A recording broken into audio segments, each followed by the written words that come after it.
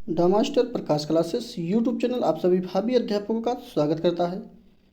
जो super TET की practice set की श्रृंखला को हम लोग शुरू किए हैं, उसका ये अगला प्रैक्टिस सेट आज आप लोग के लिए लेकर आए हुए हैं। इसमें भी सभी 150 प्रश्नों को हम लोग कवर करेंगे। तो चलिए देर न करते हुए फटाफट हम लोग देखते हैं प्रश्नों को। और प्रश्न पहला लेने से पहले ये गद्यांश दिया गया है, गद्यांश को आप लोग आराम से पढ़ लेंगे। हमारे द्वारा इसको पढ़ लिया गया है, तो उम्मीद है आप लोग इसको अच्छी तरह से पढ़ लिए होंगे। ठीक, तो चलिए देखते हैं पहला प्रश्न। और पहले प्रश्न में ही पूछा गया है कि कुसुम शाम को घर गई, तो इस वाक्य में कौन सा काल है। ऑप्शन आपके स्क्रीन पे है, आप लोग फटाफट कमेंट बॉक्स में अपने उत्तर को लिखते रहेंगे। तो चलिए इस जो बात है यहाँ पे, कुसुम शाम को घर गई, इस वाक्य में जो काल है वो काल आपका सामान्य भूतकाल का ये सेंटेंस है। ऑप्शन नंबर पहला ही प्रश्न का आंसर हो जाएगा।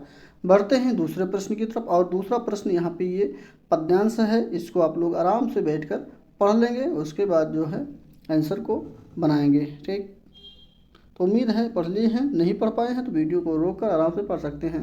चलते हैं प्रश्नों की तरफ। और दूसरे प्रश्न में कहा गया है कि मेघ आए बड़े बंठन के संवर के, इस पंक्ति का भाव किसमें है। ऑप्शन आपके स्क्रीन पे है, बताइए कमेंट करके फटाफट।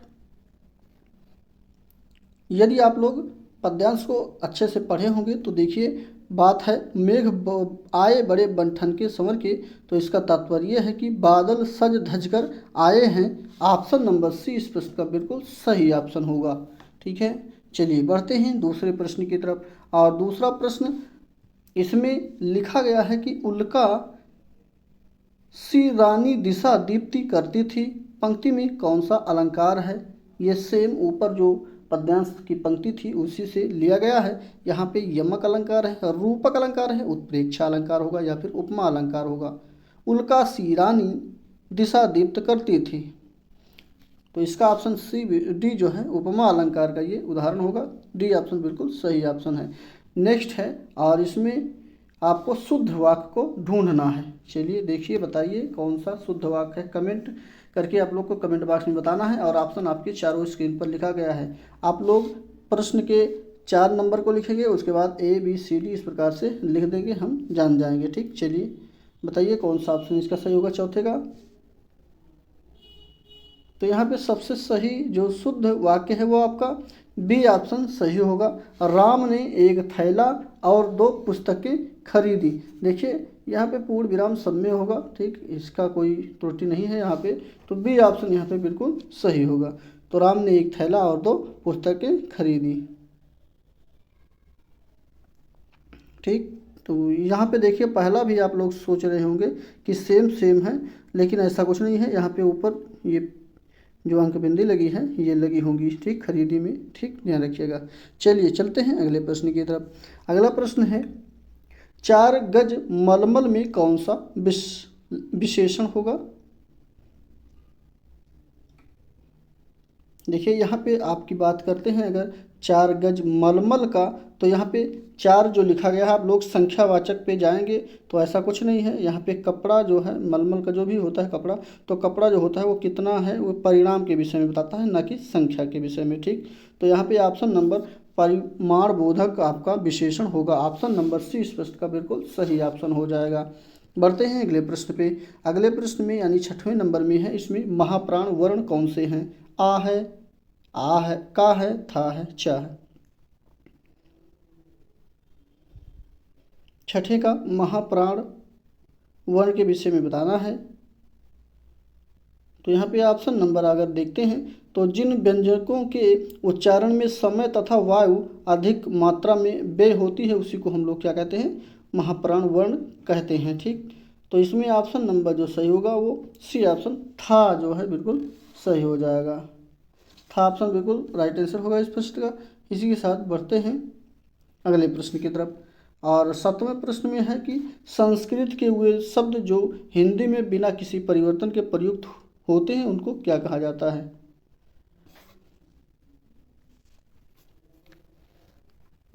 तो यहाँ पे उसको तत्सम कहा जाता है, यानी संस्कृत का वो शब्द होता है और बिना परिवर्तित किए हिंदी में बोला जाता है, तो ये तत्सम कहलाता है। और वही जो बदल कर बोला जाता है उसको हिंदी में वो तद्भव कहलाता है। ठीक, तो ऑप्शन नंबर सी बिल्कुल सही ऑप्शन होगा इसका।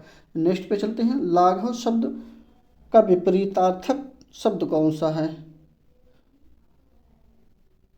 देखिए सबसे पहले बात आती है लाघव की, तो लाघव जो होता है ये आपका छोटा होता है। ठीक, और इसी का विपरीत जब बात करेंगे तो विस्तार हो जाएगा। तो यहाँ पे ऑप्शन नंबर जो सही होगा पहला ही बिल्कुल सही हो जाएगा। जैसे आपको डॉक्टर लिखना होता है तो आप लोग इस प्रकार से लिखते हैं, डा के ऊपर बड़ा की मात्रा लगाकर जीरो लगा देते हैं, तो यही जो यहाँ पे ये गोला बनता है इसी को लाघव कहा जाता है। ठीक, ध्यान रखिएगा। तो ये क्या कर देती है, शार्ट कर देती है, तो इसका विपरीत क्या होगा, विस्तार हो जाएगा। ठीक, ध्यान रखिएगा। यहाँ पे ऑप्शन नंबर पहला बिल्कुल सही हो जाएगा। बढ़ते हैं अगले प्रश्न पे। अगला प्रश्न है, कौन सा शब्द भ्रमर का विपरीत जो है पर्यायवाची शब्द नहीं है। यहाँ पे पर्यायवाची शब्द नहीं है, पर्यायवाची देखकर आप लोग जल्दी फट से मार मत देना, नहीं पूछा गया है। यहाँ पे 3 तो होगा लेकिन 1 नहीं होगा। चलिए ऑप्शन नंबर आपका देखते हैं, तो 9वें नंबर का ऑप्शन जो सही होगा वो डी ऑप्शन सही हो जाएगा। यहाँ पे प्रभाकर शब्द जो लिखा गया है ये भ्रमर का पर्यायवाची शब्द नहीं होगा। ठीक, प्रभाकर जो है ये भ्रमर का पर्यायवाची शब्द ना होकर के ये किसका है, कमेंट करके आप लोग बताएंगे कि ये किसका पर्यायवाची होगा। चलिए अगले प्रश्न की तरफ बढ़ते हैं। अगला प्रश्न है, कौन सी सकर्मक क्रिया है। दौड़ना, रूठना, मुस्कुराना और पीना। तो यहाँ पे सकर्मक क्रिया की बात की गई है, तो पीना सकर्मक क्रिया का उदाहरण होगा। डी ऑप्शन बिल्कुल सही हो जाएगा। डी ऑप्शन सही होने के साथ बढ़ते हैं अगले प्रश्न की तरफ। कवि का स्त्रीलिंग रूप कौन सा होगा। जैसे कवि का कवित्री जो बनता है वो कौन सा सही है, इसमें ये बताना है 11 नंबर में। तो यहाँ पे कवित्री ये बिल्कुल सही है। ऑप्शन नंबर सी यही जो है कवि का स्त्रीलिंग रूप होगा। सी ऑप्शन सही होने के साथ नेक्स्ट पे चलते हैं। इसको आप लोग को बताना है 12वें प्रश्न का ऑप्शन कौन सा सही होगा, जिसमें को से किस कारक चिन्ह का बोध होता है। जैसे कर्ता ने कर्म को करण से, इस प्रकार से हम लोग जानते हैं। तो यहाँ पे ये शब्द जो को लिखा गया है ये कारक चिन्ह है, इससे किस कारक का बोध होता है ये बताना है। तो यहाँ पे देखिए कर्ता कारक का जो चिन्ह होता है ने होता है, कर्म का को होता है, तो कर्म कारक पहला ही ऑप्शन बिल्कुल सही हो जाएगा। ठीक, ध्यान रखिएगा। ऑप्शन नंबर जो इसका सही होगा वो पहला ऑप्शन बिल्कुल सही हो जाएगा। वहीं पे करण की बात करते हैं, तो करण का जो चिन्ह होता है वो से होता है या के द्वारा होता है। संप्रदान की बात करते हैं, संप्रदान में को होता है या के लिए होता है। वहीं पे अधिकरण की बात करते हैं, तो अधिकरण जो होता है वही अधिकरण में होता है या पर होता है। ठीक, चलिए बढ़ते हैं अगले प्रश्न पे। अगला प्रश्न है, आ जो है उपसर्ग के प्रयोग से कौन सा शब्द बनता है। इसमें ऑप्शन जो लिखा गया है चारों इसी में बताना है आपको, जिसमें आ शब्द का आ उपसर्ग का प्रयोग किया गया है। तो देखिए वैतनिक जो लिखा गया है, वेतन पाने वाले को वैतनिक कहते हैं। वहीं पे आ जो शब्द जुड़ गया है उपसर्ग, इससे आवैतनिक हो गया। तो ऑप्शन नंबर सी इस प्रश्न का बिल्कुल सही ऑप्शन होगा। ठीक, बी सी ऑप्शन सही होने के साथ नेक्स्ट पे चलते हैं, और इसमें यशः प्लस दा का संधि युक्त पद कौन सा होगा। आप लोग फटाफट बताएं। चलिए संधि विच्छेद का प्रश्न है, फटाफट बताइए। ग्रामर का पोर्शन चल रहा है यहाँ पे। 14 नंबर का कौन सा ऑप्शन सही हो जाएगा। तो यहाँ पे बी ऑप्शन बिल्कुल सही होगा। यशः प्लस दा बराबर यशोदा हो जाएगा। ऑप्शन नंबर इसका बी बिल्कुल सही होगा। ये विसर्ग संधि का उदाहरण है, ये भी ध्यान रखिएगा। चलिए अगला प्रश्न लेते हैं, और अगले प्रश्न में है जिसमें पहला पद संख्यावाची हो। पहला पद अगर संख्यावाची हो और जो दूसरे जो किसी समूह विशेष का बोध कराए तो उसे क्या कहते हैं।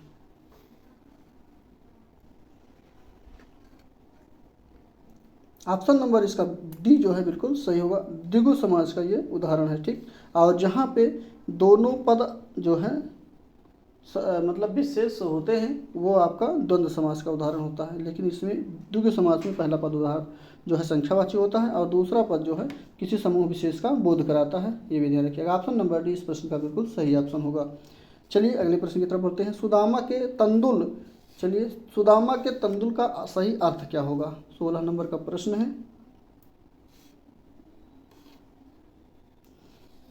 तो यहाँ पे सामान्य किंतु सप्रेम भेंट जो है यही सुदामा के तंदुल का अर्थ होगा। ऑप्शन नंबर सी इस प्रश्न का बिल्कुल सही ऑप्शन होगा।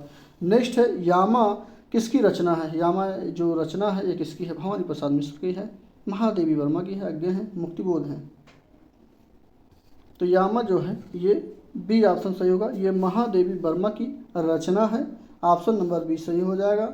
और इन्हीं की रचना की बात करते हैं तो निहार, रसीम, नीरजा, सांध्यगीत, दीपशिखा और सप्तवर्णा जो है ये सभी इन्हीं की रचना है, ये भी ध्यान रखिएगा। चलिए इसी के साथ बढ़ते हैं और एक बात करते हैं यामा की ही, जो यहाँ पे इनकी रचना है।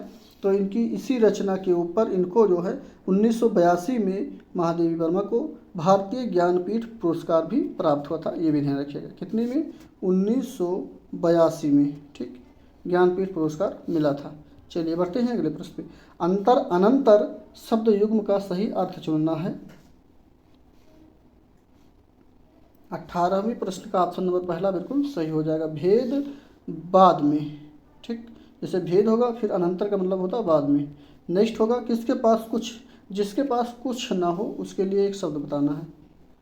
तो इसमें बी ऑप्शन होगा, अकिंचन, बिल्कुल सही ऑप्शन होगा। जिसके पास कुछ नहीं होता उसको अकिंचन कहते हैं।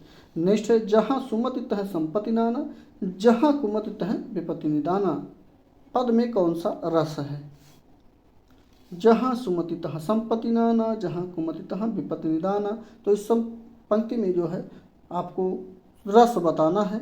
बहुत अच्छा प्रश्न है और लेते हैं इसके प्रश्नों के आंसर को। तो डी ऑप्शन बिल्कुल सही आंसर हो जाएगा, शांत रस का ये उदाहरण है, ठीक। चलिए अगला प्रश्न है और यहाँ पे अब ये इंग्लिश का पैराग्राफ्स लिखा गया है। इंग्लिश का पोर्शन यहाँ पे शुरू होता है। आप लोग इसके जो है पैराग्राफ्स को आराम से पढ़ेंगे, उसके बाद हम लोग प्रश्नों की तरफ बढ़ेंगे। उम्मीद है पढ़ लिए होंगे। बढ़ते हैं आगे की तरफ। तो साथ साथ में पढ़ लीजिए जो छूटा था। और 21 नंबर का प्रश्न भी मिल गया है। तो यहाँ पे द वर्ड ओब्लिवियस मीन्स बताना है। पैराग्राफ्स आप लोग पढ़े हैं, इसका मीनिंग क्या होगा बताइए फटाफट। तो यहाँ पे इसका मीनिंग्स जो होगा पहला ऑप्शन सही होगा, अनवायर्स जो है बिल्कुल राइट आंसर हो जाएगा। नेक्स्ट पे चलते हैं। ये आपका पोएम लिखी गई है। पोएम आप लोग इसको आराम से पोएम को पढ़ लेंगे। जो है मुझे उम्मीद है कि पूरा पैराग्राफ मतलब पोएम जो है आप लोग को दिख रहा होगा। तो चलिए बढ़ जाते हैं आगे। पोएम के the poet presents time age या एन, यानी कि इसमें जो है टाइम को किस प्रकार से कवि ने प्रेजेंट किया है, इसमें ये बताना है। तो यहाँ पे ऑप्शन नंबर जो सही होगा आपका डी बिल्कुल सही आंसर हो जाएगा। थीप टाइप का वर्णन किया गया है, डी। नेक्स्ट पे चलते हैं। इसमें आपको क्या करना है, प्रेडिकेट बताना है। दावर टू प्रेपियर लेशंस। तो यहाँ पे इसका प्रेडिकेट कौन सा है? ए बी सी डी दिया गया है, कौन सा प्रेडिकेट होगा?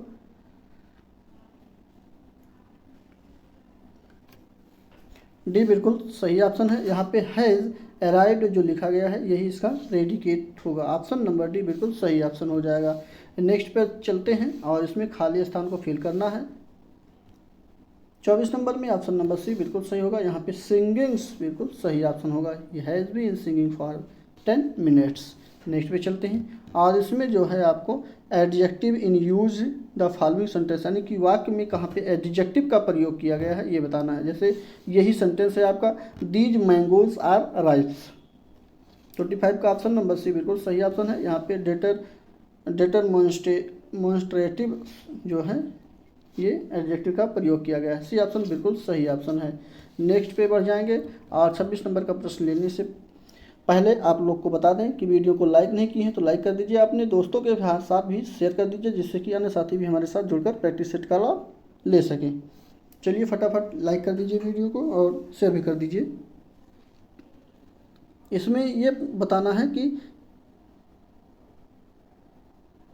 जहाँ पे एक्शन कंप्लीटेड हो जाते हैं वो कौन सा टेंस होता है।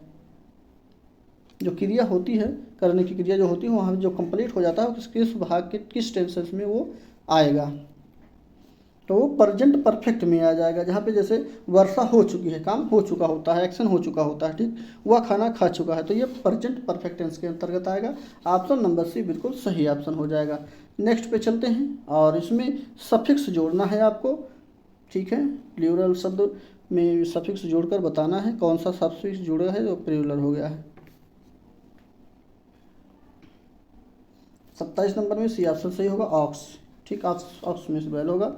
यहाँ पे प्लूरल में एडिंग या सफिक्स जुड़ा है एन, मतलब ऑक्स में ई एन जोड़ देंगे तो ऑक्सन हो जाएगा, यानी बहुवचन इसका बन जाएगा। ठीक, ये बताना था। चलिए बढ़ते हैं अगले प्रश्न पे। और अगले प्रश्न में एज सुटेबल एज, उसके बाद स्पेस है तो क्या भरा जाएगा। 28 नंबर का सी ऑप्शन सही होगा, यहाँ पे मरकरी भर दिया जाएगा। सी ऑप्शन सही होने के साथ नेक्स्ट पे चलते हैं। और नेक्स्ट प्रश्न में change the following verb into noun, यानी कि वर्ब का नाउन कौन सा है यहाँ पे। तो देखिए सक्सेस जो लिखी गई है ये नाउन है, ऑप्शन नंबर सी बिल्कुल सही ऑप्शन होगा। स्पेस भरना है इस प्रश्न सेंटेंस में, और यहाँ पे कौन सा शब्द भरा जाएगा। नीचे है ऑल, एवरी, मैनी और सम।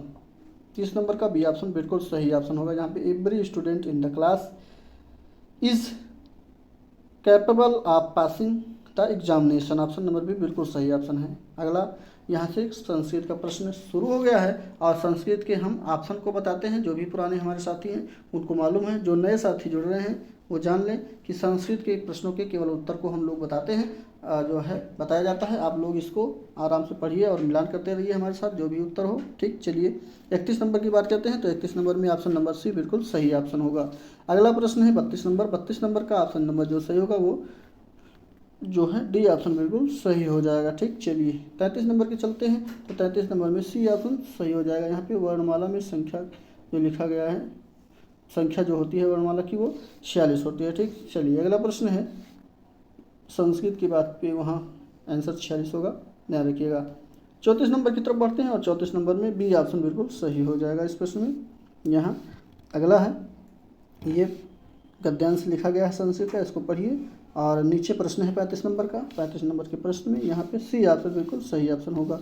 अगला प्रश्न है 36 नंबर का, और 36 नंबर में जो ऑप्शन सही होगा पहला ऑप्शन बिल्कुल राइट आंसर हो जाएगा। यण इत्यादय जो संधि होगा ये यण संधि का उदाहरण है। नेक्स्ट है 37 नंबर में, इसमें अक्षर संस्कृत में लिखा गया है शब्दों में, इसके गिनती में इसको बताना कितना होगा।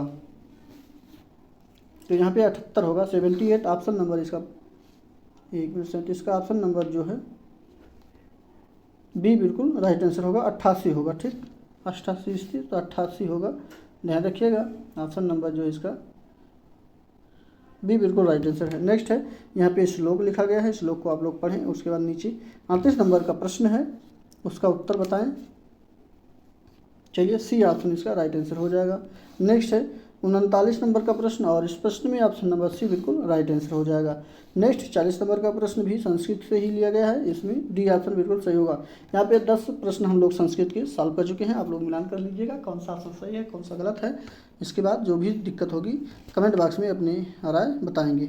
चलिए लेते हैं 41 नंबर का प्रश्न। यहाँ से विज्ञान का प्रश्न शुरू होता है, और इसमें पूछा गया है कि यदि एक प्रक्षेप गति में क्षैतिज के साथ एक बड़ा कोण जो है किस तरह से पैदा कर सकता है, किस पथ पर बनाएगा।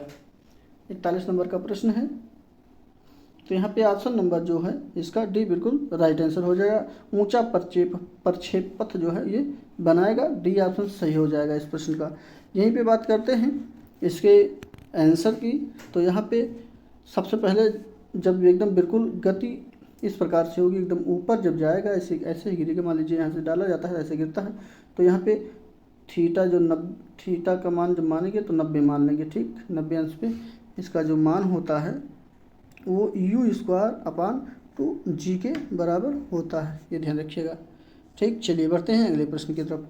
और अगले प्रश्न में जो है इसमें पूछा गया है कि एक उत्तल लेंस की शक्ति का पता लगाएं यदि प्रतिबिंब जो है लेंस से 20 सेंटीमीटर की दूरी पर है, तथा वस्तु को लेंस के दूसरे पक्ष पर ऑप्टिकल केंद्र से 25 सेंटीमीटर की दूरी पर रखा गया है।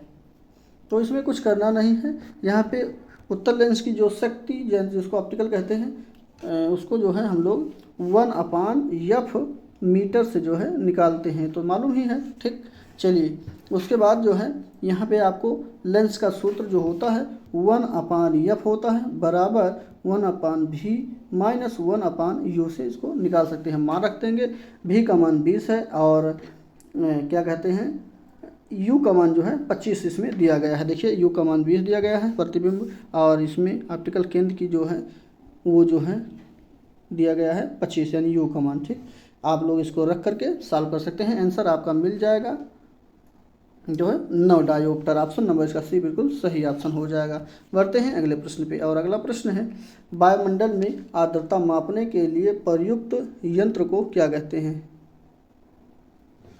तो इसको हाइग्रोमीटर के नाम से जानते हैं। इजी प्रश्न था, डी ऑप्शन सही होगा। नेक्स्ट है कागज उद्योग में लुगदी को रंगहीन करने के लिए सामान्यतः किसका प्रयोग किया जाता है? कागज में लुगदी को रंगहीन बनाना है तो इसमें जो प्रयोग किया जाएगा वो किसका प्रयोग किया जाएगा? तो हाइड्रोजन पेरोक्साइड का उपयोग किया जाता है। सी ऑप्शन इस प्रश्न का बिल्कुल राइट आंसर हो जाएगा। और हाइड्रोजन पेरोक्साइड की बात करते हैं तो हाइड्रोजन पेरोक्साइड का फार्मूला जो होता है H2O2 होता है, ये भी ध्यान रखिएगा। चलिए बढ़ते हैं अगले प्रश्न पे। अगला प्रश्न है लेड पेरोक्साइड का साधारण नाम क्या है? तो लेड पेरोक्साइड का जो साधारण नाम है वो साधारण नाम कौन सा है? तो यहाँ पे PbS जो है लेड सल्फाइड का साधारण नाम है। ऑप्शन नंबर इसका जो सही हो जाएगा वो कौन सा सही होगा? ये तो फार्मूला है, यहाँ पे जो सही होगा वो ऑप्शन नंबर सी बिल्कुल गैलेना हो जाता। अच्छा, इसका जो है साधारण नाम सी सही है। ठीक, एक मिनट, हाँ ठीक, साधारण नाम गैलेना है, ध्यान रखिएगा। चलिए बढ़ते हैं अगले प्रश्न में। NaHCO3 किसका रासायनिक सूत्र है? तो यहाँ पे ये NaHCO3 जो लिखा गया है इसका रासायनिक नाम है सोडियम बाइकार्बोनेट। यह एक अकार्बनिक यौगिक होता है और इसी को ही खाने का सोडा या बेकिंग सोडा के नाम से जाना जाता है, ये भी ध्यान रखिएगा। ठीक, तो इसका IUPAC नाम जो होता है वो सोडियम हाइड्रोजन कार्बोनेट होता है, इस प्रकार से भी कह सकते हैं। तो डी ऑप्शन इसका बिल्कुल राइट आंसर होगा, बेकिंग सोडा या खाने का सोडा। ठीक, चलिए अगला प्रश्न है माफ़ कीजिए, रक्त का रंग जो है किसकी उपस्थिति के कारण लाल होता है? ये तो इजी प्रश्न है। चलिए बताइए फटाफट कौन सा ऑप्शन सही होगा? तो मानव का या किसी का भी रक्त जो होता है वो किसकी उपस्थिति के कारण लाल होता है? तो इसमें जो है ये हीमोग्लोबिन के कारण लाल होता है। ऑप्शन नंबर डी बिल्कुल सही ऑप्शन है। नेक्स्ट है कौन से पोषक तत्व हैं जो दूध में बहुत अल्प मात्रा में होते हैं? तो नीचे जो ऑप्शन दिए गए हैं उसमें कौन से तत्व होते हैं जो अल्प मात्रा में होते हैं? 48 नंबर का प्रश्न है। तो इसमें ये विटामिन सी जो होता है ये अल्प मात्रा में होता है। विटामिन सी उसमें कह सकते हैं होता ही नहीं। ठीक, क्योंकि अगर विटामिन सी होता है तो वो दूध जो होता है वो फट जाता है। ठीक, चलिए बढ़ते हैं अगले प्रश्न पे। अगला प्रश्न है जब दूध फट जाए, खट्टा हो जाए, तो जान लीजिए उसमें विटामिन सी की उपस्थिति हो गई है। चलिए 49 नंबर पे चलते हैं। एड्स का विषाणु किसकी वृद्धि को प्रभावित करता है?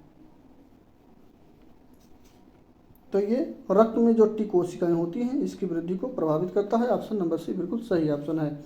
नेक्स्ट है कोशिका के किस हिस्से में प्रोटीन बनाया जाता है या बनता है?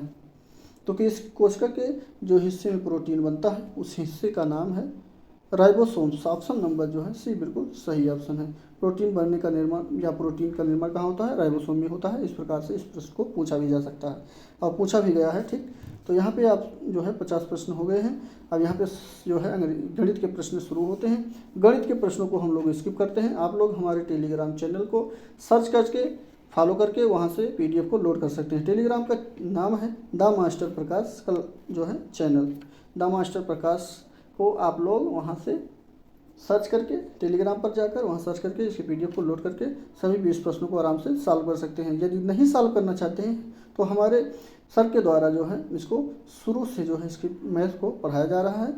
आप लोग वीडियो को जो है चैनल को सब्सक्राइब करके वहाँ से प्ले लिस्ट में जा करके पूरा वीडियो शुरू से देख सकते हैं और इसको सॉल्व कर सकते हैं। ठीक, तो चलिए बढ़ते हैं अगले पोर्शन की तरफ। एक बार और याद दिला दें, अगर इसके PDF को आप लोग खुद सॉल्व करना चाहते हैं मैथ के तो हमारे Telegram channel the master Prakash classes से इसको लोड वहाँ से सर्च करके उसके बाद ज्वाइन करके आप लोग PDF को लोड करके सॉल्व कर सकते हैं।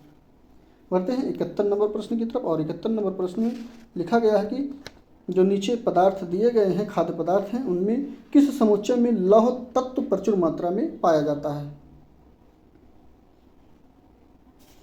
तो यहाँ पे बी ऑप्शन सही होगा। आंवला हो गया, पालक हो गया, गुड़ हो गया, इसमें जो है लौह तत्व प्रचुर मात्रा में पाए जाते हैं। बी ऑप्शन बिल्कुल सही ऑप्शन होगा। नेक्स्ट है किसान के मित्र कौन होते हैं? केचुआ होता है, जोंक होता है, कीट होते हैं या चूहे होते हैं? तो किसान के मित्र के रूप में जो जाने जाते हैं वो केचुए जाने जाते हैं, क्योंकि ये नीचे से मिट्टियों को ऊपर लाते हैं और ऊपर से नीचे ले जाते हैं, तो वहाँ की मिट्टी जो है वो उर्वरा शक्ति उसकी बढ़ा देते हैं। ठीक, इसलिए इनको किसान का मित्र कहा जाता है। ऑप्शन नंबर पहला है बिल्कुल सही ऑप्शन हो जाएगा। इसी के साथ बढ़ते हैं अगले प्रश्न पे। हिंदू मुस्लिम एकता का प्रतीक सुलहकुल उत्सव आयोजित किया जाता है कहाँ पे? लखनऊ, कानपुर, आगरा, मथुरा। 73 नंबर का प्रश्न है। तो ये जो किया जाता है उसी ऑप्शन बिल्कुल सही ऑप्शन हो जाएगा। ये आगरा में किया जाता है। सी ऑप्शन सही होने के साथ बढ़ते हैं अगले प्रश्न पे। अगला प्रश्न है भारत के दक्षिणी प्रायद्वीपीय में कौन सी नदी देश के दूसरे सबसे बड़े नदी क्षेत्र का निर्माण करती है? 74वें नंबर प्रश्न का कौन सा ऑप्शन सही होगा? तो यहाँ पे ऑप्शन नंबर जो सही होगा पहला ऑप्शन, गोदावरी नदी जो है यही हमारे दक्षिण भारत प्रायद्वीपीय की नदी है जो दूसरे सबसे बड़ी नदी क्षेत्र का निर्माण करती है। बात करते हैं पहली नदी कौन सी है, तो दूसरी ये है, तो पहली कौन सी है बताइए कमेंट करके आप लोग फटाफट। चलिए पहली नदी कौन सी है सबसे बड़ी भारत की, चलिए बताइए। प्रश्न पे चलते हैं 75 नंबर पे। भारतीय संविधान का निर्माण किस किस संस्तुति पर हुआ है? तो यहाँ पे ऑप्शन नंबर पहला सही हो जाएगा, जो कि कैबिनेट मिशन की संस्तुति पर भारतीय संविधान का निर्माण हुआ है। ऑप्शन नंबर फर्स्ट बिल्कुल सही ऑप्शन हो जाएगा। ठीक, ऊपर के प्रश्नों में पूछा गया था भारत की पहली सबसे बड़ी नदी कौन सी है, तो वो हमारी गंगा है, याद रखिएगा। ऑप्शन नंबर जो है इसका दूसरी नदी बड़ी गोदावरी था, लेकिन पहली बात आएगी तो गंगा हो जाएगी। चलिए अगला प्रश्न लेते हैं। और इस प्रश्न में पूछा गया उत्तर प्रदेश पंचायती राज अधिनियम पास कब किया गया था? स्वतंत्रता के बाद संयुक्त प्रांत जिसका नाम अब उत्तर प्रदेश हो गया है, उसको पंचायतों के लिए उत्तर प्रदेश पंचायती राज अधिनियम 1947 में जो है इसको पास किया गया था, जो कि 15 अगस्त का दिन था 1947 में। इसी दिन इसकी स्थापना की गई थी। ऑप्शन नंबर सी इस प्रश्न का बिल्कुल सही ऑप्शन होगा। नेक्स्ट है पर्यावरण संरक्षण के लिए पृथ्वी सम्मेलन कब और कहाँ हुआ था? ये पर्यावरण का प्रश्न है और अच्छे प्रश्न आप लोग को देखने के लिए मिलेंगे। आज के प्रैक्टिस में मिल भी रहा होगा। ठीक, तो बताइए आप लोग फटाफट कब किया गया था पर्यावरण संरक्षण के लिए पृथ्वी सम्मेलन का जो है आयोजन? तो ये 1992 की बात है, यानी 1992 की बात है, जो कि ब्राज़ील के रियो डी जेनेरियो में हुआ था। ठीक, जिसमें 172 देशों ने शामिल होकर ये प्रण लिया था कि अब जो है पर्यावरण संरक्षण का जो है उपाय हम लोग करेंगे। तो ऑप्शन नंबर यहाँ पे जो सही होगा पहला ही बिल्कुल राइट आंसर होगा। 1992 के रियो डी जेनेरियो में इसका सम्मेलन हुआ था। नेक्स्ट है भारत के सबसे लंबा राष्ट्रीय जलमार्ग कौन सा है? देखिए अभी तक भारत में 2 ही जो है राष्ट्रीय जलमार्ग जो है हैं आपके, एक इलाहाबाद से हल्दिया है, दूसरा धुबरी से सादिया है, और तीसरा यह दक्षिण भारत के हैं। तो नामित तो अपने इधर उत्तर भारत के यही हैं। तो यहाँ पे बी ऑप्शन बिल्कुल सही ऑप्शन है, जो कि गांधी जी के द्वारा सितंबर 1888 में कानून की पढ़ाई के लिए लंदन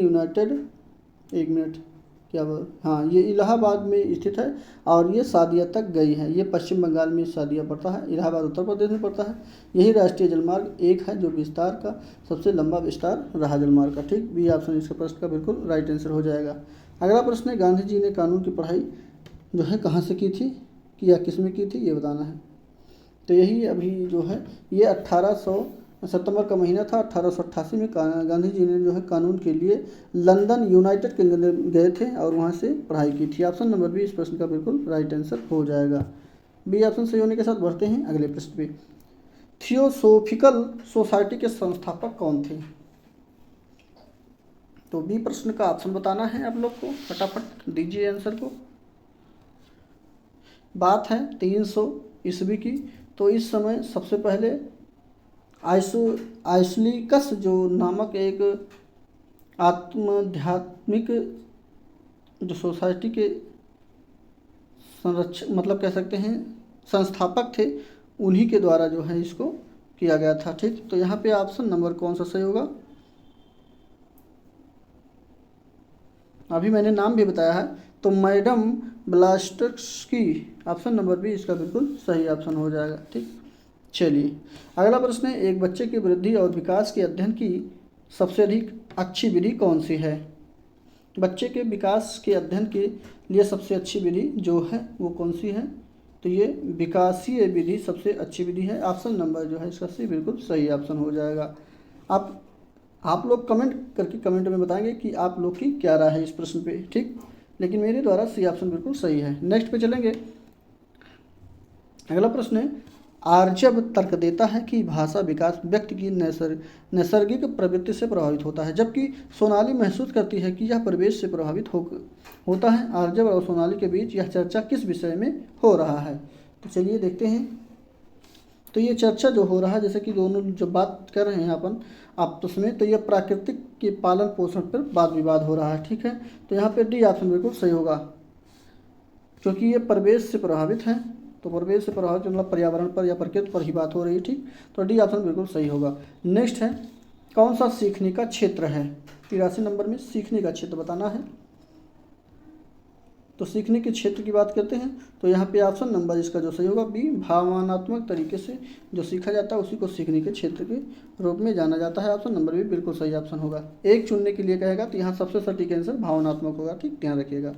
चलिए अगले प्रश्न की तरफ बढ़ते हैं और अगला प्रश्न है, जब बालक सीखने के लिए तैयार होता है तब वह जल्दी से प्रभावशाली तरीके से सीखता है। तो यह सिद्धांत किसके द्वारा प्रतिपादित किया गया था? थॉर्नडाइक के द्वारा, स्किनर के द्वारा, पावलोव के द्वारा या फिर कुर्ट-लेविन के द्वारा? अगर बात करते हैं इस प्रश्न की, कहा गया है तो इसको सीधा सीधा बता दें, कोई भी चाहे बालक हो चाहे जो भी हो, अगर सीखने के लिए वो प्रभावशाली तरीके से सीखता है तो वो बहुत तेज़ी के साथ सीखता है, ठीक, यही इसमें कहा गया है। तो वो कहा गया था थॉर्नडाइक के द्वारा। ऑप्शन नंबर इसका जो है पहला है बिल्कुल राइट आंसर हो जाएगा। और थॉर्नडाइक के द्वारा ही जो है 3 मुख्य नियम और 5 गौण नियम बताया गया था, जिसमें मुख्य नियम में एक तत्परता का नियम भी दिया गया था, उसी से ये प्रतिपादित है, ठीक, ध्यान रखिएगा। ऑप्शन नंबर इसका पहला बिल्कुल सही ऑप्शन है। नेक्स्ट है, क्षेत्र सिद्धांत किस वर्ग का सिद्धांत है? ये भी अच्छा प्रश्न है। तो क्षेत्र सिद्धांत या समीपस्थ सिद्धांत, ये जब भी सभी जो है कह सकते हैं, इसके ऑप्शन जो है डी बिल्कुल सही है। ये गेस्टाल्टवादियों के द्वारा ये सिद्धांत दिया गया था। डी ऑप्शन बिल्कुल राइट आंसर होगा। इसी के साथ अगला प्रश्न है, शिक्षा की प्रक्रिया के अंग कौन से हैं? शिक्षक हैं, शिक्षार्थी हैं, पाठ्यक्रम है या सभी हैं?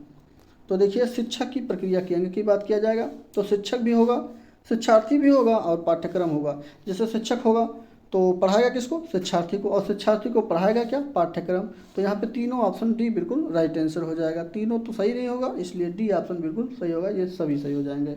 इसी के साथ बढ़ते हैं अगले प्रश्न की तरफ। और अगला प्रश्न जो है आपका, इसमें पूछा गया है कि किसके कारण प्रतिभाशालिता होती है? किसी भी, अगर बात करते हैं विद्यार्थियों की, तो किसी भी शिक्षार्थी का प्रतिभाशाली होना असामान्य उसके आनुवंशिक रचना तथा वातावरण की रचनाओं पर निर्भर करता है। तो यहाँ पे चलिए देखते हैं कौन सा सही होगा।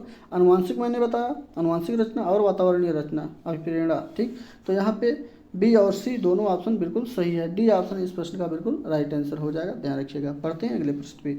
और अगला प्रश्न आप लोग भी कमेंट करके अपने उत्तर को बताते रहें। इसमें पूछा गया है कि अध्यापक को यह सुनिश्चित करना चाहिए कि उसकी कक्षा में सभी विद्यार्थी अपने आप को स्वीकृत और सम्मानित समझें। इसके लिए शिक्षक को क्या करना चाहिए? चलिए प्रश्न को आप लोग पढ़ लिए हैं, समझ लीजिए अच्छी तरह, ऑप्शन को देखते हैं। चलिए, उम्मीद है कि ऑप्शन सभी जो है आप लोग को अब जो है दिख रहा होगा। चलिए, अच्छा छोटा कर दें, प्रश्न भी साथ साथ देखें जिससे कोई प्रॉब्लम ना हो। चलिए, आप प्रश्न को पढ़िए और उत्तर भी बताइए। यहाँ पे डी ऑप्शन बिल्कुल सही ऑप्शन होगा, जो कि अपने शिक्षार्थियों के सामाजिक और सांस्कृतिक पृष्ठभूमि की जानकारी प्राप्त करे और कक्षा में विविध मतों को प्रोत्साहित करे। ऑप्शन नंबर डी बिल्कुल सही ऑप्शन होगा। नेक्स्ट प्रश्न की तरफ चलते हैं और इस प्रश्न में पूछा गया है कि एक परीक्षण तैयार करने के बाद एक शिक्षक प्राप्तांकों की निरंतरता को जांचने के लिए एक ही आयु वर्ग के बच्चों को पर प्रकार जो है प्रशासित करता है। तो यह निम्न को क्या जांचना चाह रहा है? वैधता को, विश्वसनीयता को, वस्तुनिष्ठता को या फिर उपयोगिता को? तो ये जो जांचना चाह रहा है वो जांचना चाह रहा है कि उसकी विश्वसनीयता कितनी है। ऑप्शन नंबर भी बिल्कुल सही ऑप्शन होगा, ठीक है। चलिए बढ़ते हैं 90 नंबर के प्रश्नों पे। और इसमें एनसीएफ 2005 के विषय भी बात किया गया है, जिसमें एक बालक को वस्तुओं को देखने के लिए कुछ समस्या है तो उसका दाखिला एनसीएफ 2005 के आधार पर किस विद्यालय में होना चाहिए। तो देखिए यहाँ पे बात करते हैं एनसीएफ 2005 की। तो इसके अनुसार कोई भी बालक, किसी भी बालक को जो है शारीरिक रूप से कम सक्षम है या सामान्य विद्यार्थियों के साथ सामान्य विद्यालय में शिक्षा दी जा सकती है। तो यहाँ पे ऑप्शन नंबर जो सही हो जाएगा वो ऑप्शन नंबर सी बिल्कुल राइट आंसर होगा, क्योंकि ये समावेशी शिक्षा के अंतर्गत या समावेशी विद्यालय के अंतर्गत आएगा। अगला प्रश्न है, मनोविज्ञान या मनोविज्ञानशाला उत्तर प्रदेश इलाहाबाद के प्रमुख कार्य क्या रहे या क्या हैं।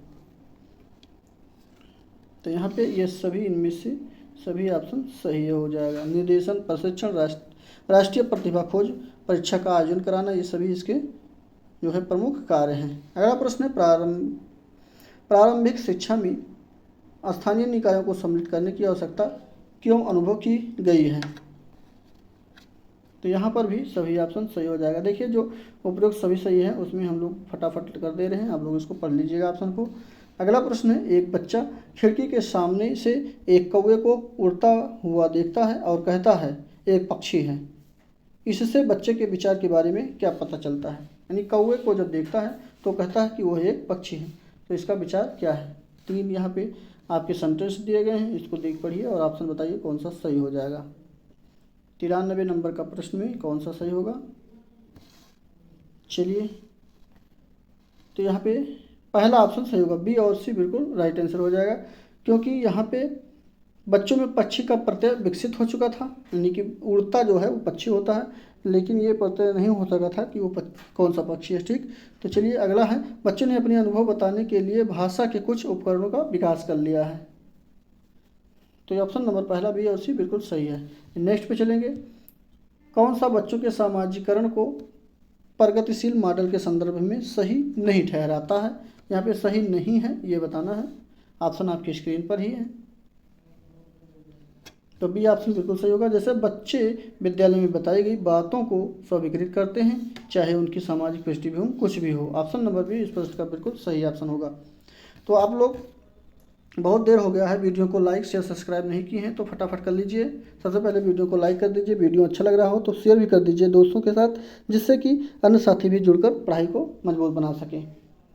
और ये प्रैक्टिस सेट आप लोग के लिए रोज़ाना हमारे जो है YouTube channel the master Prakash classes पर आपको लोग को मिल जाएगा। जो नए साथी हमारे हैं, चैनल को सब्सक्राइब करके बेल आइकन की घंटी को दबा लें, जिससे कि समय समय पर नोटिफिकेशन मिलता रहे। तो चलिए 95 नंबर का ऑप्शन नंबर कौन सा सही होगा। तो सी ऑप्शन इसका बिल्कुल राइट आंसर हो जाएगा। मन का मानचित्रण किससे संबंधित है। तो मन का मानचित्रण जो संबंधित है मन की क्रियाशीलता पर जो अनुसंधान से संबंधित है। सी ऑप्शन बिल्कुल सही ऑप्शन हो जाएगा। अगला प्रश्न है, जब मानव शरीर के एक भाग को दिए गए प्रशिक्षण का अंतरण दूसरे भाग में हो जाता है तो उसे क्या कहते हैं।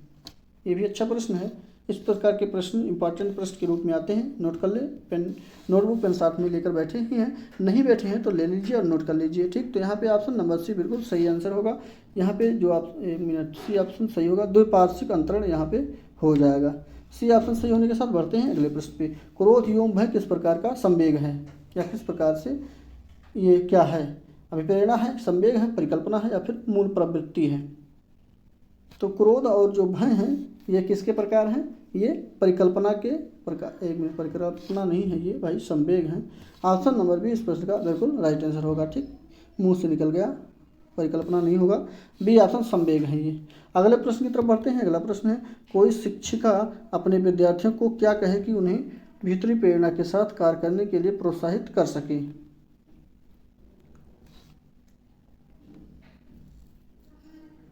तो यहाँ पे ऑप्शन नंबर जो सही होगा सी बिल्कुल सही ऑप्शन होगा। इससे करने की कोशिश करो और तुम सीख जाओगे। यदि कोई भी शिक्षक या शिक्षिका कहता है अपने विद्यार्थियों की कि अगर इसको तुम करोगे तो तुम सीख सकते हो या सीख जाओगे, तो यहाँ पे ये जो है उसके प्रोत्साहित कर सकते हैं। ठीक, इस प्रकार से ऑप्शन नंबर सी बिल्कुल सही ऑप्शन होगा। बढ़ते हैं अगले प्रश्न पे, और अगला प्रश्न है, सीखने के हुए कौन से कारक हैं जो सीखने को प्रभावित करते हैं। 99 नंबर का प्रश्न है, कौन सा ऑप्शन सही होगा। तो यहाँ पे लोग सभी प्रकार से प्रभावित कर सकते हैं जो कि सीखने की प्रक्रिया के अंतर्गत आएंगे। ऑप्शन नंबर डी बिल्कुल राइट आंसर होगा। अगला प्रश्न है 100 नंबर का प्रश्न है। इसमें पूछा गया है कि सीखी हुई बात को स्मरण यानी याद करना या पुनः स्मरण करें, आप पुनः याद करने की असफलता को क्या कहा जाएगा, मतलब याद नहीं आता है कोई सीखी हुई बात है तो उसको क्या कहा जाएगा, तो उसको विस्मृति कहते हैं, मतलब कि याददाश्त नहीं है इसको कहा जाएगा। ठीक, ऑप्शन नंबर जो है सी बिल्कुल राइट आंसर हो जाएगा। अब यहाँ से 101 प्रश्न नंबर शुरू होता है, यहाँ से 101 से 130 नंबर प्रश्न तक आपको करंट अफेयर और जो है इसमें स्टैटिक जीके मतलब जीके के प्रश्न भी आपको देखने के लिए मिलेंगे। तो चलिए फटाफट थोड़ा तेज़ी के साथ इसको करेंगे, आप लोग मिलान करते रहिएगा। जैसे हाल ही में प्रस्तावित मंगलुरु साहित्य महोत्सव 2018 की थीम क्या रही, तो इसका ऑप्शन नंबर जो सही होगा वो पहला ऑप्शन, माफ कीजिए सी ऑप्शन बिल्कुल राइट आंसर। भारत का विचार बिल्कुल सही ऑप्शन, इसका जो है थीम यही रहा। अगला प्रश्न है, अगस्त 2018 में SC/ST यानी आचार्य निवारण संशोधन अधिनियम 2018 को संसद में पारित कर दिया गया है। इसके संदर्भ में कौन सा कथन असत्य है, यानी कौन सा कथन गलत है, ये बताना है। तो यहाँ पे गलत जो शब्द है या गलत जो वाक्य है, इसमें कहा गया है कि SC/ST एक्ट मामलों की सुनवाई किसी भी अदालत में हो सकती है। ऑप्शन नंबर जो है डी बिल्कुल राइट आंसर होगा। तो ऐसा कहीं नहीं है लिखा गया है, ठीक, ये इसलिए ये गलत है। डी ऑप्शन इस प्रश्न का बिल्कुल राइट आंसर हो जाएगा। और इसकी सुनवाई केवल विशेष अदालतों में की जाती है, ठीक, ये भी ध्यान रखिएगा। चलिए बढ़ते हैं अगले प्रश्न पे। अगले प्रश्न में है कि हाल ही में चर्चा में रहा आर्मी नामक कीड़ा किस फसल को नुकसान पहुंचाता है। आर्मी नामक एक कीड़ा है और ये किस फसल को नुकसान पहुंचाता है, तो ये मक्का को पहुंचाता है। ऑप्शन नंबर भी बिल्कुल सही ऑप्शन होगा। नेक्स्ट है, अंतर्राष्ट्रीय मुद्रा कोष ने 2018-19 में भारत में GDP के कितने प्रतिशत वृद्धि का अनुमान लगाया है, तो इसका अनुमान जो है 7.3% है। ऑप्शन नंबर सी बिल्कुल सही आंसर है। नेक्स्ट होगा, हाल ही में अंतर्राष्ट्रीय रेडियोलॉजी दिवस मनाया गया, वर्ष 2018 में इस दिवस की थीम क्या रही, तो इसकी थीम क्या रही, तो इसकी theme cardiac imaging. Option number भी बिल्कुल सही ऑप्शन है। और ये 8 नवंबर 2018 को संपूर्ण विश्व में मनाया गया, ये भी ध्यान रखिएगा, कार्डियक इमेजिंग। नेक्स्ट पे चलेंगे, 27 सितंबर को सुप्रीम कोर्ट द्वारा विवाहेतर संबंधों के संदर्भ में किए गए निर्णय के संदर्भ में कौन सा कथन सही या कैसे है, ये विचार करना है। पहले यहाँ पे 3 जो है ऑप्शन दिए गए हैं, मतलब वाक्य दिए गए हैं और नीचे ऑप्शन दिया गया है। तो ये पहला है, ये दूसरा है, ये तीसरा है, इसको पढ़ें और उसके बाद नीचे ऑप्शन जो दिए गए हैं कौन सा सही है ये बताइएगा। तो देखिए यहाँ पे दूसरा और तीसरा कथन जो है ये बिल्कुल सत्य कथन है, बाकी पहला ऑप्शन बिल्कुल गलत है, ठीक। तो यहाँ पे सी ऑप्शन बिल्कुल राइट आंसर हो जाएगा इस प्रश्न का। बढ़ते हैं अगले प्रश्न पे और अगले प्रश्न में है, विश्व बैंक की डूइंग बिजनेस रिपोर्ट 2019 में सबसे निचले पायदान पर कौन सा देश रहा, तो इसमें सबसे अच्छा प्रश्न है ये और इसमें सबसे निचले पायदान पर जो रहा वो सोमालिया रहा। ऑप्शन नंबर डी इसका बिल्कुल राइट आंसर होगा।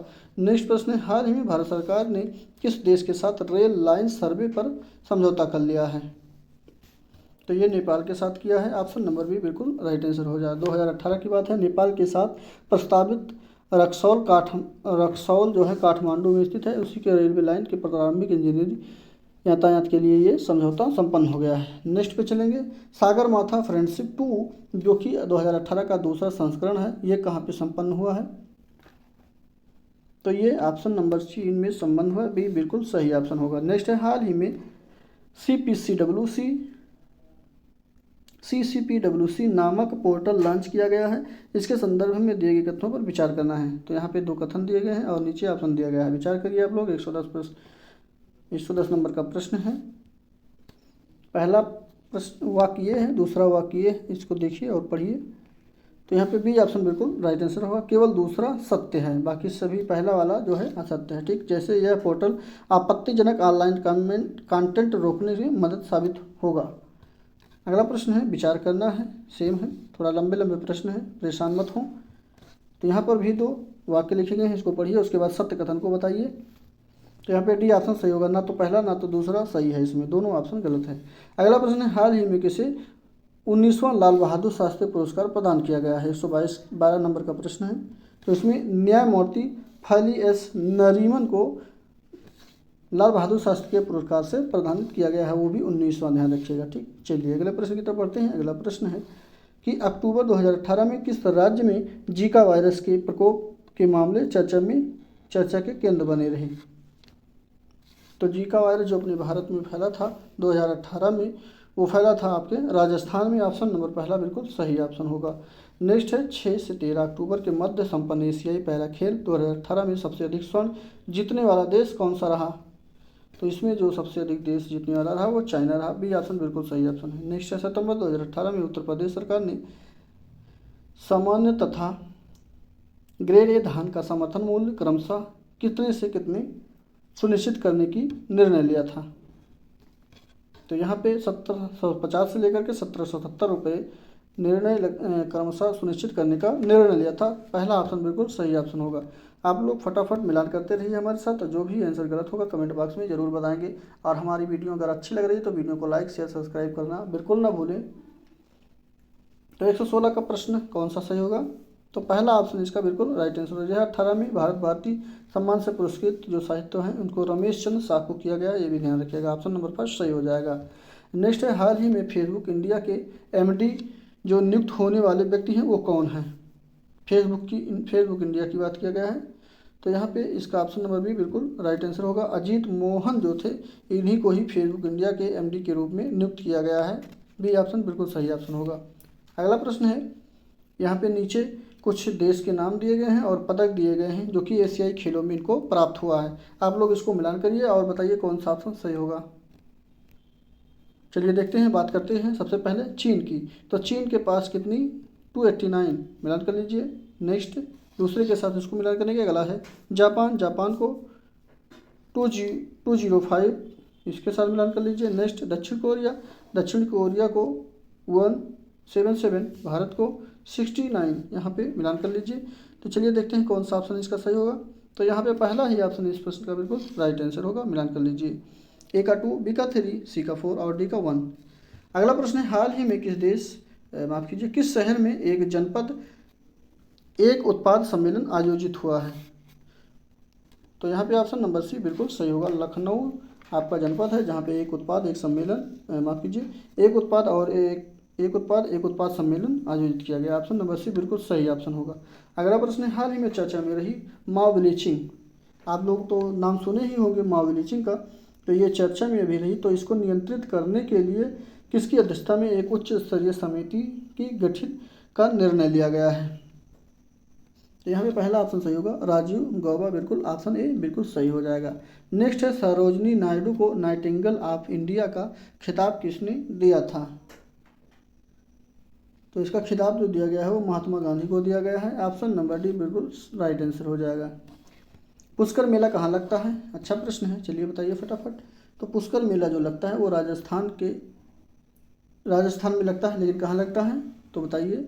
तो ये जो है अजमेर से 11 किलोमीटर दूर हिंदुओं का प्रसिद्ध एक तीर्थ स्थल है, वहीं पे ये मेला लगता है, ध्यान रखिएगा। ऑप्शन नंबर इसका जो सही होगा डी बिल्कुल राइट आंसर हो जाएगा। वैसे कहीं कहीं मिल जाता है, पुष्कर मेला जो है अजमेर में लगता है, ऐसा कह सकते हैं। ठीक, चलिए राजस्थान के अजमेर में। नेक्स्ट है, भांगड़ा कहाँ का लोक नृत्य है? तो ये पंजाब का है। ऑप्शन नंबर इसका जो है बी बिल्कुल राइट आंसर हो जाएगा। नेक्स्ट है, इनमें से कौन सा एक भारतीय संगीत वाद्ययंत्र नहीं है? भारतीय संगीत वाद्ययंत्र कौन सा नहीं है? तो यहाँ पे ये मदाल जो है ये नहीं है। ऑप्शन नंबर सी इस प्रश्न का बिल्कुल राइट आंसर होगा। ये मदाल जो है कहाँ का है? ये नेपाल का जो है नेपाली लोक नृत्य एक वाद्य है, ये भी ध्यान रखिएगा। चलिए बढ़ते हैं अगले प्रश्न में। सी.वी. रमन को किस श्रेणी के लिए नोबेल पुरस्कार मिला था?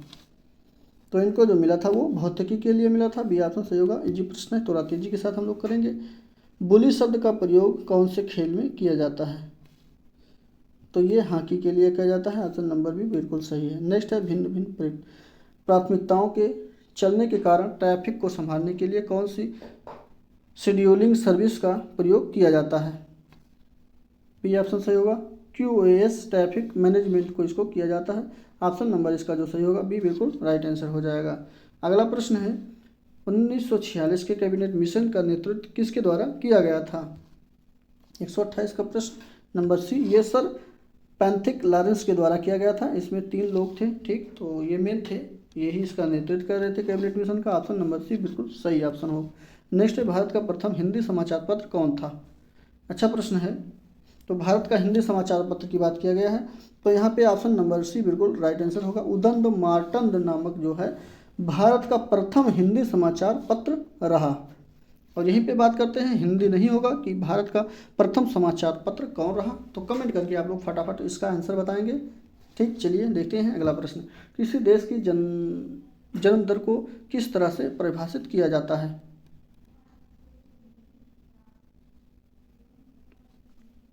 तो यहाँ पे ऑप्शन नंबर इस प्रश्न का 130 का वो ऑप्शन नंबर भी बिल्कुल राइट आंसर हो जाएगा, जो कि एक वर्ष में प्रति 1000 व्यक्तियों में जन्मों की संख्या जो होती है उस पर ये परिभाषित किया जाता है। बी ऑप्शन बिल्कुल सही ऑप्शन होगा। नेक्स्ट यहाँ पे 31 नंबर प्रश्न यहाँ से आ गया है आपका, जो है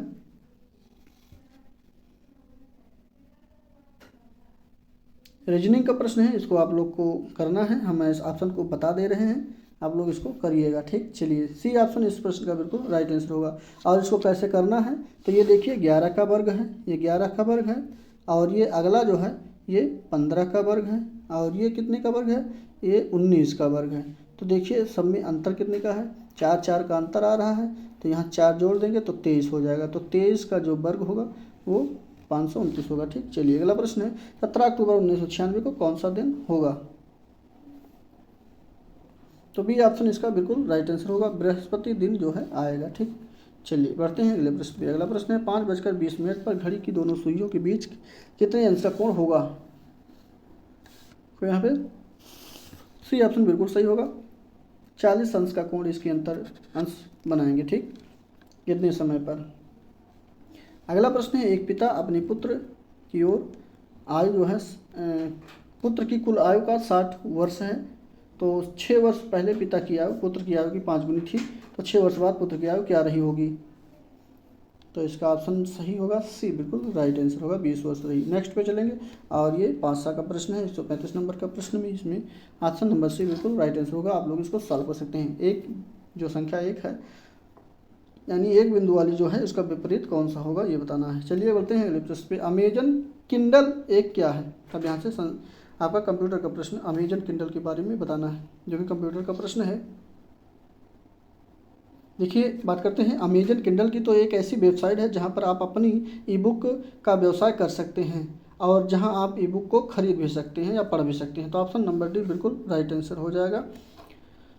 ई बुक स्टोर भी है, और 1 मिनट 36 नंबर का, हाँ डी ऑप्शन सही होगा। मनोरंजन साइट भी है, ई बुक स्टोर भी है, और कमर्शियल साइट भी है। ऑप्शन नंबर डी बिल्कुल, अच्छा नहीं, पहला वाला नहीं सही होगा, यहाँ पे बी और सी दोनों सही होगा, डी सही होगा। ठीक, मनोरंजन साइट नहीं है ये। अगला प्रश्न है कौन मोबाइल ऑपरेटिंग सिस्टम नहीं है इसमें? 137 में ऑप्शन नंबर डी सही होगा। उबंटू जो है ये मोबाइल ऑपरेटिंग सिस्टम नहीं है, बाकी सभी ऑप्शन सही होगा। अगला प्रश्न है स्मार्टफोन की क्या विशेषता है? तो स्मार्टफोन की विशेषता ये है कि इसमें GPS भी होता है, वायरस के द्वारा हैंड राइटिंग भी होती है, वॉइस के द्वारा हैंड राइटिंग भी हो जाती है, और अपलोडिंग भी होती है। तो उपरोक्त सभी ऑप्शन इसका बिल्कुल राइट आंसर हो जाएगा। नेक्स्ट प्रश्न पे चलते हैं, शिक्षण कौशल में ऋणात्मक अंतरण क्या होता है? 39 नंबर का प्रश्न है, कमेंट करके आप लोग बताइए कि शिक्षण कौशल में जो है ऋणात्मक अंतरण क्या होता है। तो यहाँ पे बात करते हैं ऋणात्मक अंतरण की, तो इसका ऑप्शन सी बिल्कुल राइट आंसर होगा। यहाँ पे पूर्व अर्जित ज्ञान का नवीनीकरण ज्ञान प्राप्त करने में जो बाधा डालता है वही ऋणात्मक अंतरण कहलाता है। ऑप्शन नंबर सी बिल्कुल राइट आंसर होगा। अगला प्रश्न है राष्ट्रीय योजना एवं प्रशासन संस्थान, जिसको नीपा के नाम से जानते हैं, कहाँ पर स्थित है ये? तो इसकी स्थिति जो है वो नई दिल्ली में है, सी ऑप्शन बिल्कुल राइट आंसर हो जाएगा। और इसकी स्थापना 1962 में हुई थी, ये भी ध्यान रखिएगा। चलिए बढ़ते हैं अगले प्रश्न पे, और अगला प्रश्न है प्राकृतिक पालन पोषण वाद विवाद के संदर्भ में कौन सा उपयुक्त प्रतीत होता है? चलिए सी 3 ऑप्शन दिख रहा है, एक ऑप्शन और दिखा देते हैं, छोटा कर दें, उम्मीद है दिख रहा होगा स्पष्ट। तो इसमें भी 141 में डी ऑप्शन सही होगा, जैसे कि वंशानुक्रम तथा परिवेश अभिनय रूप से एक दूसरे से गुथे हुए हैं और दोनों विकास को प्रभावित करते हैं। 1 मिनट थोड़ा इसको ऊपर कर दें जिससे कि स्पष्ट दिखे। हाँ आप लोग पढ़ लीजिए, ऑप्शन इसका डी बिल्कुल राइट आंसर होगा। ठीक है, चलिए बढ़ते हैं अगले प्रश्न पे, और अगले प्रश्न में कहा गया है कि वह अवस्था जो कि माता के 21वें गुणसूत्र जोड़े के अलग न हो पाने के कारण होती है, तो वो क्या कहलाती है? तो वो कहलाती है डाउन सिंड्रोम। ऑप्शन नंबर इसका पहला राइट आंसर होगा। नेक्स्ट है मानवीय मूल्यों जो प्रकृति में सार्वत्रिक है के विकास का अर्थ क्या होता है। तो इसके विकास का जो अर्थ होता है वो अंगीकरण होता है। ऑप्शन नंबर भी बिल्कुल राइट आंसर होगा। नेक्स्ट है कौन सा विद्यालय का मुख्य कार्य नहीं है। चलिए ऑप्शन आपके दिख रहा है स्क्रीन पर। तो विद्यालय का मुख्य कार्य इसमें कौन सा नहीं है, तो इसमें विद्यालय का जो मुख्य कार्य नहीं है वो है कि विद्यालय जातिवाद के कारण विद्यार्थियों की बुरी भावना का विकास करते हैं। तो ये इसका जो है कार्य नहीं होता है, बाकी सभी इसके कार्य होते हैं। डी ऑप्शन बिल्कुल राइट आंसर होगा क्योंकि यहाँ पे नहीं पूछा गया था। बढ़ते हैं अगले प्रश्न पे। अगला प्रश्न है कि बेसिक शिक्षा हेतु महात्मा गांधी ने किस पाठ्यक्रम पर बल दिया था। तो उन्होंने जो बल दिया था वो हस्तकला केंद्रित पर बल दिया था। ऑप्शन नंबर भी बिल्कुल राइट आंसर हो जाएगा। और ये जो है 1937 में गांधी के द्वारा वर्धा में इसको किया गया था। ठीक, ये भी ध्यान रखिएगा। चलिए अगला प्रश्न है राष्ट्रीय पाठ्यचर्या की रूपरेखा एनसीएफ 2005 के अनुसार शिक्षक की भूमिका क्या होती है। अच्छा प्रश्न है, ये प्रश्न इंपॉर्टेंट प्रश्न है, नोटबुक में नोट कर लें। तो ये जो शिक्षक की भूमिका होती है एनसीएफ 2005 के अनुसार ये सुविधादाता का होती है। ऑप्शन नंबर डी बिल्कुल राइट आंसर होगा। नेक्स्ट है, आज पहले प्रश्न को पढ़ लेते हैं, उसके बाद फिर ऑप्शन को देखते हैं। प्रश्न पढ़ने के साथ साथ समझेंगे भी हम लोग। तो इसमें लिखा गया है कि पाठ्यचर्या ऐसी हो जो पाठ्य पुस्तक के अनुसार ज्ञान को पुनः प्रस्तुत करने के साथ स्थान पर बच्चों को अपनी आवाज़ें पाने, कार्य करने के लिए अपनी जिज्ञासा का पोषण करने, प्रश्न पूछने और जांच पड़ताल करने तथा अपने अनुभवों को बांटने तथा विद्यालय के ज्ञान के साथ जोड़ने में सक्षम बनाए। तो यही इसके विषय में लिखा गया है कि आगे राष्ट्रीय पाठ्यचर्या की रूपरेखा 2005 पृष्ठ संख्या 13 इस पृष्ठभूमि में एक शिक्षक की प्राथमिक भूमिका क्या होनी चाहिए। तो यहाँ पे ऑप्शन आपके हैं। तो सीधा ऐसे जान लीजिए कि 2005 एनसीएफ 2005 के तहत एक शिक्षक की भूमिका किस प्रकार से होनी चाहिए ये पूछा गया है। सीधा यही इसका प्रश्न का उत्तर होगा। तो यहाँ पे ऑप्शन नंबर जो सही होगा पहला ही राइट आंसर होगा। बच्चों को उनकी अपनी समझ और अपने ज्ञान का साझा करने का पर्याप्त अवसर देना चाहिए। फर्स्ट ऑप्शन बिल्कुल राइट आंसर हो जाएगा।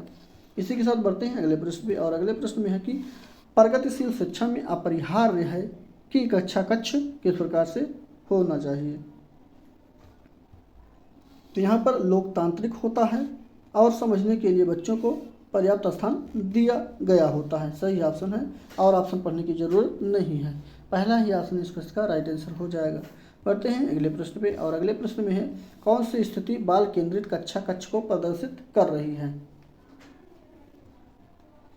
तो यहाँ पे स्थिति की बात की गई है। कमेंट करके आप लोग बताइए। ऑप्शन आपकी स्क्रीन पे है, पढ़िए फटाफट और बताइए कौन सा ऑप्शन सही हो जाएगा।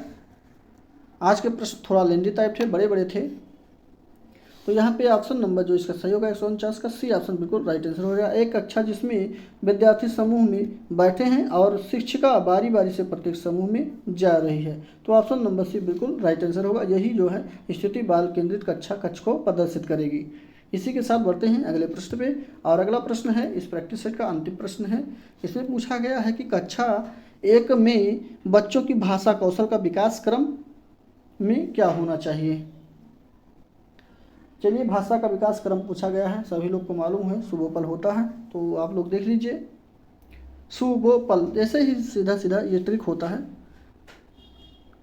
सुबोपल, ऐसे इसको अगर आप लोग याद कर लेते हैं तो कोई दिक्कत नहीं होगा। सु से सुनना, बो से बोलना, पा से पढ़ना, ला से लिखना। ठीक, तो देखिए कहाँ मिल रहा है, सुनना, बोलना, पढ़ना, लिखना पहला ही ऑप्शन में मिल रहा है और यही भाषा का क्रम भी होता है, ध्यान रखिएगा। ऑप्शन नंबर पहला बिल्कुल राइट आंसर हो जाएगा। और यहाँ पे हम लोग 150 प्रश्नों को कवर कर चुके हैं। 150 प्रश्नों में आप लोग के कितने प्रश्न सही हुए कमेंट करके आप लोग जरूर बताएंगे। हमारी वीडियो आप लोग को कैसे लग रहा है ये भी जरूर बताएंगे। वीडियो को लाइक शेयर सब्सक्राइब नहीं किए हैं तो फटाफट कर लीजिए और बेल आइकन की घंटी को भी दबा लीजिए, जिससे कि आप लोग को समय समय पर नोटिफिकेशन मिलता रहे। ऐसे ही हमारे साथ बने रहिए। मिलते हैं अगले प्रैक्टिस में, तब तक के लिए बहुत बहुत धन्यवाद।